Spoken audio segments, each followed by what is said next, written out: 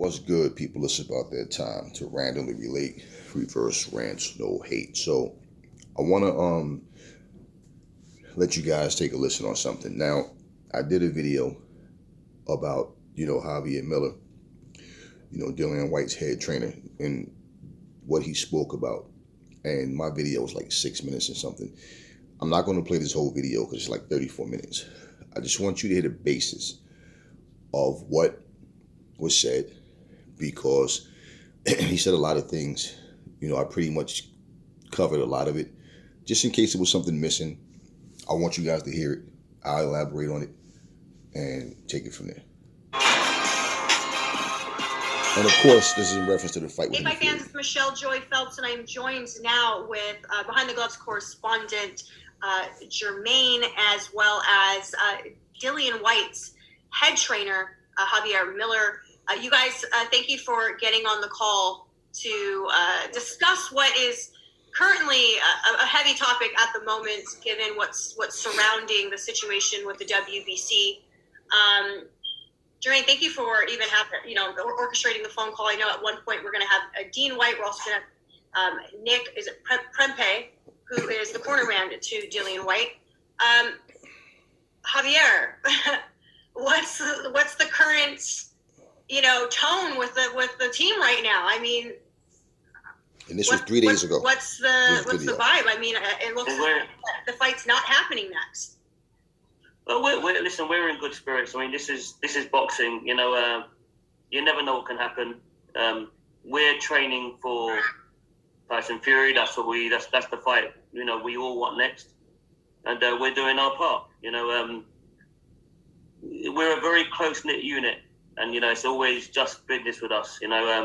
Regardless of what's going on, a boxer's job is to be in the gym and getting themselves ready, and that's always what we've been doing. I mean, that's what we've been doing since the time I've known Dillian. Dillian's always been a professional, so we're just doing what we have to do, and we just keep ticking over until it's time. As of this morning, I was reading in one of the articles that there was now permission from the WBC for Tyson Fury to go ahead and fight someone else in March. How is Dillian sort of handling this? Because he's been waiting for 3 years now to get this world title shot. Yeah, Dillian will handle it the same way he always has. It's never been an easy road for him. He's always had to do things the hard way. He's been doing things the hard way ever since I met him, and obviously I knew of Dillian and his journey before. And I don't think he'd have it any other way anyway. Boxing is a hard game, a hard sport. And, you have to be prepared for absolutely anything. I mean, you train really hard for a fight. You could be 10 weeks in and then, there's an injury and then, you've got to go away and start again. This is boxing. We're not the only team this happens to. If you want to be involved in the sport of boxing, you have to have thick skin. You have to be mentally very tough, and that's what we are as a team. I haven't seen someone have such a series of unfortunate events, one after the other, when it comes to getting to this moment. Everyone seemed excited. It seemed as though that it was going to happen because the WBC said it must happen next. I just want to know, Facts. I know you guys are you have no choice but to sort of accept what it is at the moment. You guys are going to have a court hearing in March, but how do you not allow that to frustrate you guys, given that, like Eddie Hearn said, why not let it go to purse bids?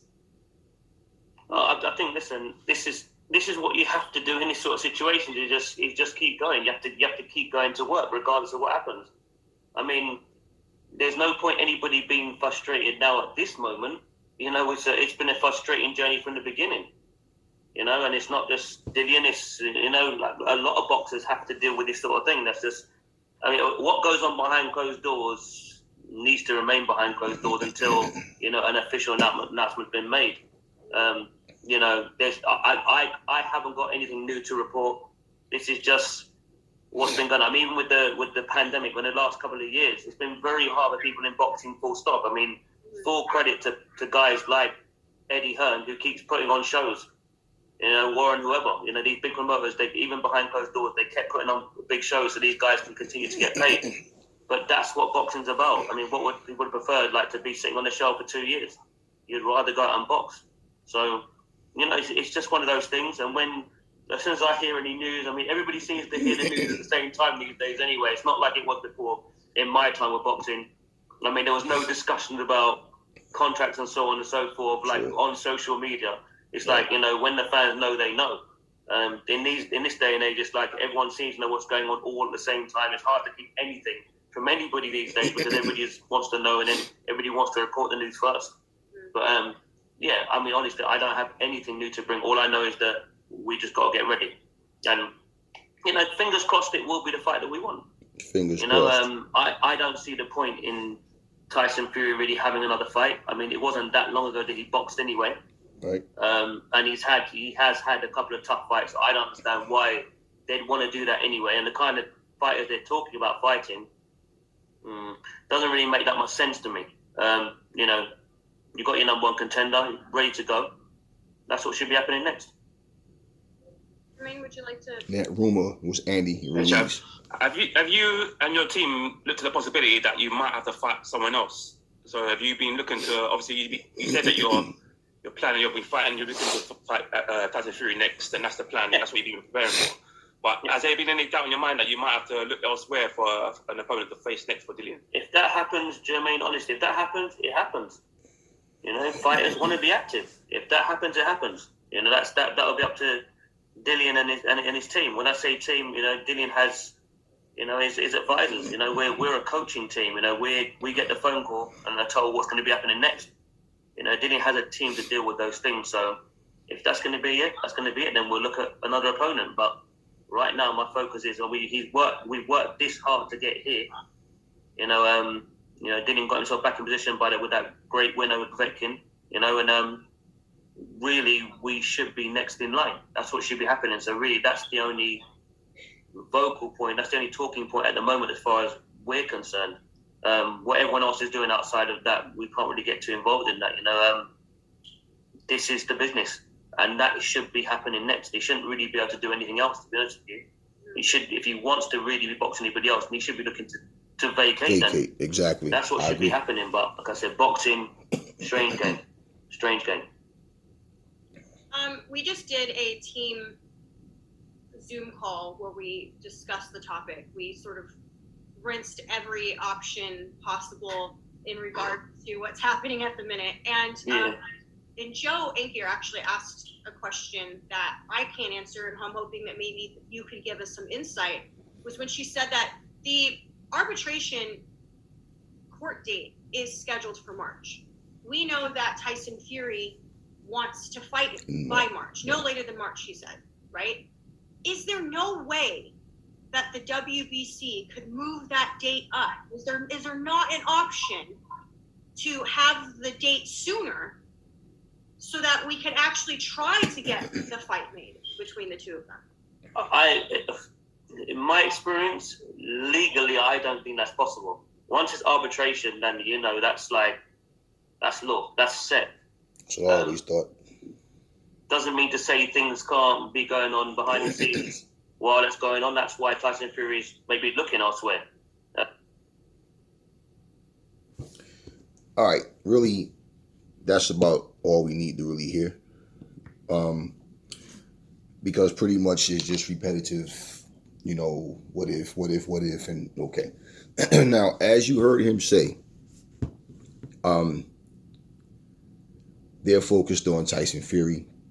If it turns out that they have to look for another opponent, if that's what happens, then that's just what it is. But you can clearly hear, he said he has nothing new, nothing new to tell. The same news everybody's heard. What's legit, anyway, like that's just where it stands. There's nothing new other than what we've already heard. You can also clearly hear, though, he's not confident that this fight's going to happen. And basically, when you are a part of a team, you don't want to say something that, people might want to just try to, okay, you know what, I don't have to fight him. No, I don't. And, Fury has said several times in the past, when it came to Dillian Whyte, he said, You know, the title doesn't mean anything to him. You know, I've been WBC champion. I've been this, I've been that, right? And all that. He said that. I'm the lineal champion and all this. And he said he have no problem vacating the title if they try to force him to fight Dillian Whyte. He's made this known several times. 2 different occasions at different points where Dillian Whyte was that guy that was supposed to be next. So with Tyson Fury saying those things, then, you know, let me put it to you like this. Okay. And before I even say that, again, I don't care nothing about who you're a fan of. I'm nobody's fan, and I just say it as I see it, say it like it is. I'm not going to sit up here and sugarcoat anything for anybody, okay? First off, for Tyson Fury to say he don't care about the money. It's not about the money, right? I'm a Spartan. We don't care about the money. We got plenty of money and all that. Then why is it even talks of 80-20 split? Let's be honest. Anthony Joshua is the cash cow of the heavyweight division. Okay, as of now. You basically get paid based on what you made your last fight. Well, Anthony Joshua was willing to say 50-50 just to get the fight done, so there's no excuses that the fight don't happen. Do people forget that? Tyson Fury wasn't worth 50-50. And aside from Anthony Joshua, right? Who else is he going to fight other than maybe a Dillian Whyte where they can go back to the UK and if they don't completely fill it up, at least have far more people in that stadium than they would in Las Vegas or Madison Square Garden or wherever, anywhere else. Okay? Well-known arenas. Because they want to do this fight back in the UK. So, was Tyson Fury worth 50-50 split? And they were talking about Tyson Fury and AJ making $75 million a piece. Remember that. AJ just wanted to get the fight done. Somehow that didn't happen. And when Fury spoke about it, like he was so happy that, yeah, I just got the letter and all this and this and this, then all of a sudden the fight's off, he's fighting Wilder.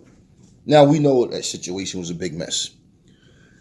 As a fighter, you know when another fight is deserving. Because for the thrill of competition, you could even say, you know what, that guy's dangerous. I like him. It'd be an honor to fight that guy. That's the guy I want to share the ring with, him.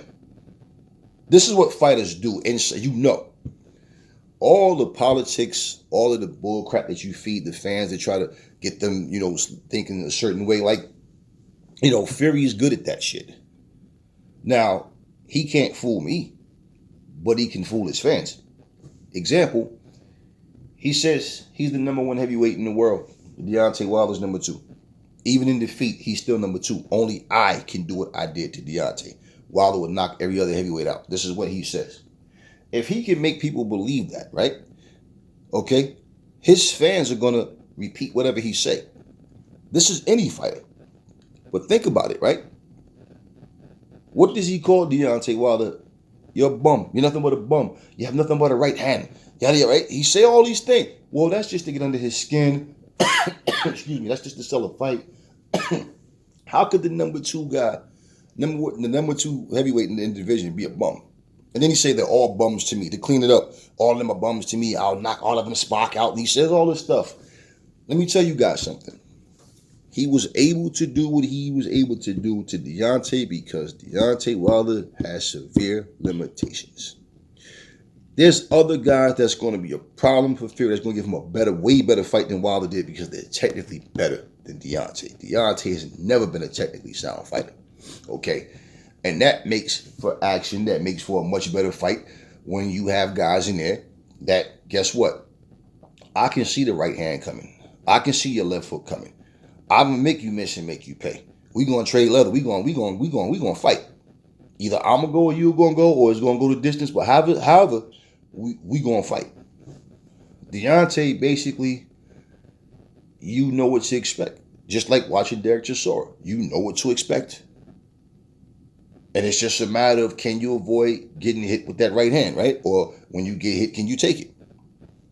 But at the end of the day, it's not the type of thing where he was in there fighting a guy that was equally as skilled as him, okay? So he says a lot of things, and he gets in people's heads, not just the fighter, the people watch it, because he can say things and people repeat it like it's just a fact because Fury said it. Okay, that's what fighters do. They go into acting mode. Let me sell this fight. Let me sell myself, okay? He wasn't worth no goddamn 50-50 based on his last, what he made. So even if people feel like he's the number one heavyweight in the world, he don't put asses in seats. AJ does. He fought Otto Wallin. Okay, if AJ fought Otto Wallin, he could pack up a stadium just because they coming to see AJ. Fury doesn't have that drawing power, okay? Dillian Whyte doesn't have that drawing power. But if that fight was in the UK, Fury versus Dillian Whyte would be a big fight. Now, over in the States, people may not care for it too much. Over here in the States, people are more familiar with Fury than they are with Whyte. But other than that, Tyson Fury knows if he was in the same position that Dillian Whyte was in, he'd be saying, I want that, I'm next in line. I should be the one to get that fight. And he'd be saying that Dillian Whyte is ducking him if they was doing the same exact things that he's doing. He said he wanted to fight by March. I personally don't think he really wants to fight Dillian Whyte. Frank Warren is making it seem like Dillian Whyte's not on that level. He's not good enough to fight Tyson Fury. He's trying to make it seem like it's a waste of their time. He said that he clearly said, as far as he's concerned, it should be 80-20. He should get 20%. Or he said, in fact, even less. He said even less. What are we talking? 90-10? He definitely said he should get less. Okay. If two fighters really want to fight, like Deontay was saying when he was fighting Fury, right? When two fighters really want to fight, it's easy to make it happen. The best want to fight the best. And it's easy to make. Okay, wait. So then, and Tyson Fury agreed and all of that. So basically, this is my point. We know Dillian wants to fight. If money don't mean anything to you, why do you care about an 80-20 split? Why don't you just say, nah, we give him 45. He gets 45%. We give him that. Nah, whatever. Whatever it takes to make the fight happen. Okay? Why not say that then? Instead, people are saying Dillian Whyte should just take whatever they offer him because he might not get this opportunity again. There's a lot of truth to that. And I think if he did walk away, he probably would never get that shot again. Okay? Now, my thing is, I think Dillian Whyte deserves more than 80-20. Okay? But for Dillian Whyte, if you believe in your skill set and you think you can beat Fury, and you take that offer and you go beat Fury's ass, and now the ball is in your court. What they're also saying in a different video is they don't want a rematch clause. Because pretty much they feel like they'll beat Dillian. They won't need a rematch. That they'll beat him. Okay. So basically, let's say if that actually happened and Dillian Whyte beat Fury, right? A lot of the public would probably want to see a rematch. I know his fans would definitely, he should get a rematch. No, but if you say no rematch, we see what happened with Lomachenko and Teofimo. Okay, and then it's like, nah, you didn't want to give me a rematch, so why should I give him a rematch, right? How many times did we hear Teofimo say that? So he never really wanted to fight Loma in a rematch. And he said it's because of that, but regardless, he never wanted to fight him in a rematch. So even if that was the case, then okay. You're not getting that. Okay? We know that. So Tyson Fury, he wants to fight in March. The rumor that I heard was that Andy Ruiz. And I don't like to talk about things when it's not concrete, because and the thing what's so really irritating about boxing is you don't know what to believe. You don't know what's actually true versus what's just a rumor. would it make any sense to go fight Andy Ruiz when Andy Ruiz and Dillian Whyte are two of the elite heavyweights? What would be the purpose? Are you saying you think that Andy Ruiz is an easier fight? Excuse me. That's a legacy fight. And if you were going to fight Andy Ruiz, that fight would need to be promoted. No? I don't believe that that's even true. I believe that if he does want to fight by March, it would just be a soft touch. And what they're trying to do to camouflage it is say, we're not going to wait for Dillian Whyte because, see, Dillian Whyte is going to arbitration with the WBC. That has nothing to do with us. No, it does. It has everything to do with you because Fury's the WBC champion. See, so Frank Warren is trying to throw that word salad at you to try to, oh, well, yeah, why should they have to wait for Dillian Whyte? Because they're not properly compensating Dillian Whyte. That's why. Dillian Whyte has a problem with that, and he has every right to have a problem with that. But see, the same way AJ, see, this is the thing. People want to knock AJ and talk a lot of shit because he lost the fight. AJ just wanted to make the fight happen. Do you see the same enthusiasm with Fury right now?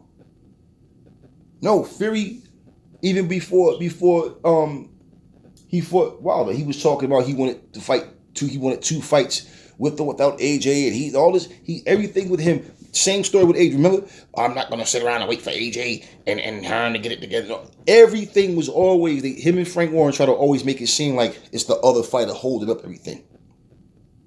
And they always want to I just want two fights. Everything, two fights. You don't have two fights with top opponents. No, that's not how that goes. He want two cherry picks. He want to fight a cherry pick in March. This is about making more money.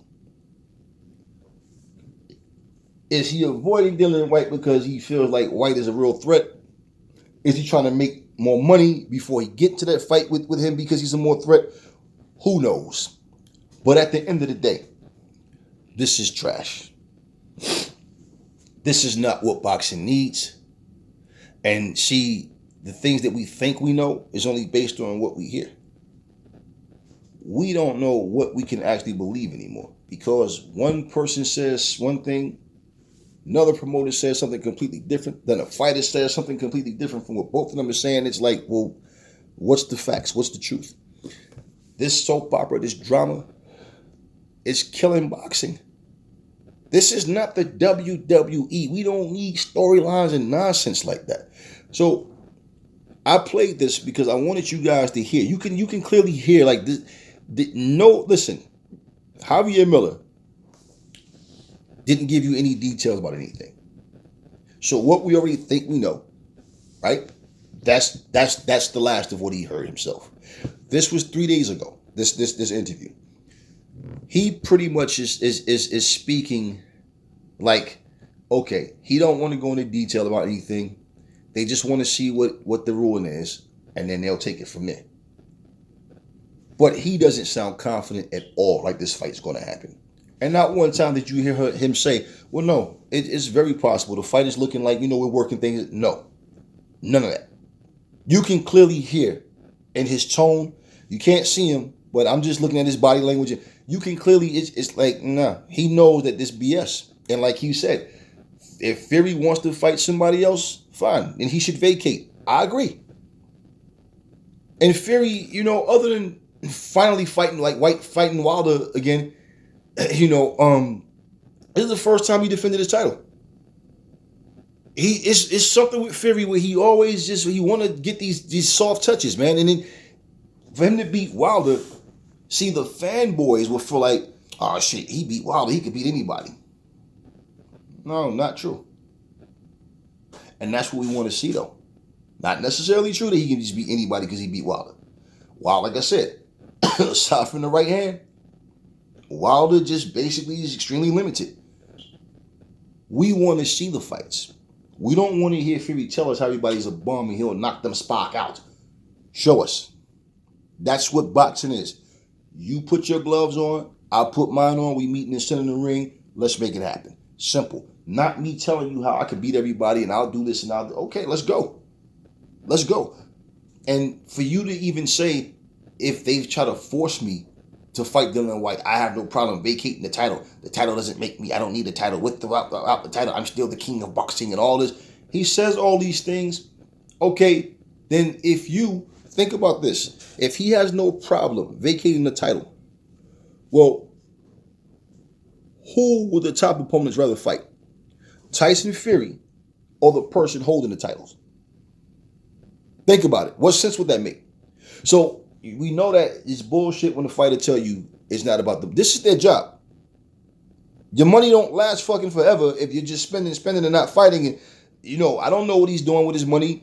That's his business what he's doing with his money. But this is their job. This is how they make their money. Okay? At the end of the day, it's like, if you're not fighting, you're not making bread. So it makes no sense to keep talking about how, you're not going to get top dollar without the title. And again, Fury is not a cash cow, and he's not a household name like he think he is. He's not no mega star. There's only one superstar in the heavyweight division, and that's AJ. Okay? And at the end of the day, Tyson Fury and Dillian Whyte, this has been going on for far too long, where when it comes to Dillian Whyte, it's like, it's something with the WBC and Dillian. So, that's why I said, this guy, what's this guy? Franklin, whatever, the guy that had won the WBA in that fight with Vermus Deverne. And I said, you know what, man? I mean, it's no different from, that diamond belt that he has, Dillian. Go take that belt. Go start collecting some titles from other. Try to get fights, even if you're holding these titles and they're not the main belt, it's going to get you far more attention because, damn, wait, Dillian taking the titles from all these other champions, all these other so-called champions, right? It decorates you. It decorates your career. It makes people, you start to stand out in a way where now you'll have a demand for people wanting to see you fight these people. Because in all honesty, the people holding these titles, nobody's talking about these guys. Out of all these guys holding these WBA silver, WBA this or whatever the hell, WBC, whatever, silver and all, Daniel Dubois holds a title. People still, they're iffy about Daniel Dubois because they want to see what he can come out and do after what happened with him and Joe Joyce. He came back and he won a fight. I forgot the guy's names, but the guy that he beat, he should have beat him, and he did it the way he was supposed to. But there's, you got these other guys out here holding titles and nobody even know who the hell they are. So it's like you got to make moves and you can't sit back and just wait. But Dillian Whyte has been fighting some of the top guys out there as well. Why is it that a guy like Tyson Fury, who claims he only want to fight the best, and I'll fight all of them and they're all bums and all the stuff he says, he's a character. He knows how to sell shit, right? But why is it that him and Frank Warren are talking like Dillian Whyte's not worthy? That's what happens when you don't want to fight. Because there's no way for you to try to sell a fight and expect people to be into it by downplaying your opponent and talking like they're not shit. But then you turn around and take a one-trick pony and say he's the second best heavyweight. No. The proper thing to say is he's very limited, but he can time you and he's patient. He'll catch you slipping, he'll catch you with that right hand. He can get any of these guys out of here. Because when you say he's the second best, no. It's like, Malik Scott saying Deontay Wilder is 10 times better than Muhammad Ali. Out of all of the dumb things that came out of that camp, that was probably like the dumbest. Definitely top 2. Who really believes that, right? Other than Wilder fanboys. So, for Tyson Fury, he needs to understand, I beat Wilder. If I beat Whyte, I beat AJ or Usyk, or both of them, I'm the man in this era. We can all have our opinions and say who we think would beat who, but until he actually does that, he still has a weak resume. Because let's just be honest, as long as he's been in boxing, what are the best names on his resume? Vladimir Klitschko, who he never rematched, Derek Chisora, Deontay Wilder. People talk about Cunningham. Cunningham was a fucking blown up cruiserweight. He was a little guy. And he even dropped Fury in the fight. So let's be honest, right? Fury's a good boxer. And, he's a good showman and all that. He's weird to me. But at the same time, He's yet to get in there with AJ. He's yet to get in there with Dillian Whyte, Joseph Parker, who now all of a sudden they're brothers, Andy Ruiz, Joe Joyce, Usyk. That's 6 fighters that he's yet to fight in the pro ranks and add to his legacy, win, lose, or draw. So we can keep walking around here talking all this Fury's the best or this person's the best. However, at the end of the day, for me, it's all about getting in the ring and proving it. You clean out the division, you beat these guys, hands down, you were the best heavyweight of this era. To me, I don't care how much you're sold on it, it's still up to debate.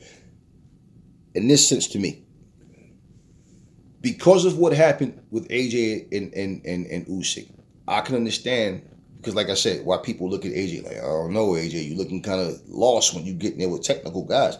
But at the same time, everybody that's so sure that, Fury's too big, he'll do this. Listen, don't sleep on Usyk.